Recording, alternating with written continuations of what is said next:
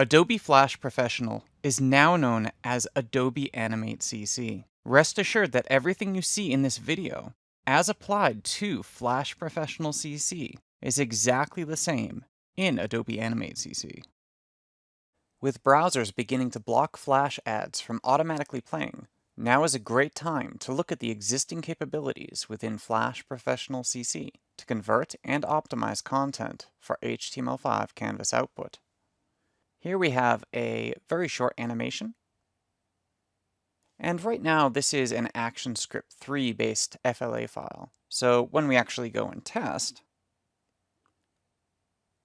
it outputs a SWIFT for playback in Flash Player. Let's go ahead and convert this for HTML5 canvas.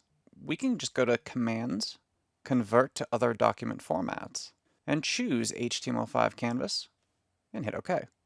This process creates a canvas-based document for us to work in. You'll notice in our output window, since we did have some ActionScript on our last frame, it lets us know that frame scripts have been commented out, although everything in the timeline is exactly as it was inside of our ActionScript 3 document. To have a look at the actions, we'll select that last frame and open our actions to see that indeed our ActionScript has been commented out. However, quick access to the Code Snippets panel, we'll have a look inside of Actions, click to go to Web Page, and then inside here we can remove our ActionScript. Instead of stop, we'll say this.stop, and then I'll paste in everything I took from Code Snippets. You'll see here that we can modify our URL. So I'm going to direct this to blogs.adobe.com/flashpro.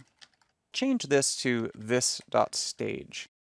When working in Canvas, sometimes bitmap data is a lot more performant than vectors. One consideration you might have in preparing your document is actually going in to some of the vector-based material and rendering that as a bitmap. I'm simply selecting the shape group here, right-clicking, and choosing Convert to Bitmap. You'll see this is now a bitmap that lives within our library, and we can do that to as many elements as we want. Going into our Publish settings, there are a few additional things to note.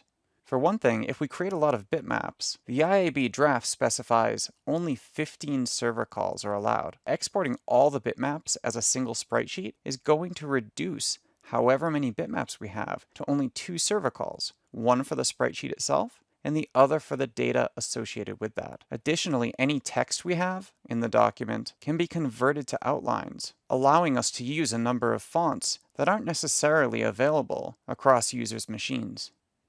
We'll hit OK, and let's publish this. Everything animates and looks exactly the same across the Flash Player and Canvas versions of this document.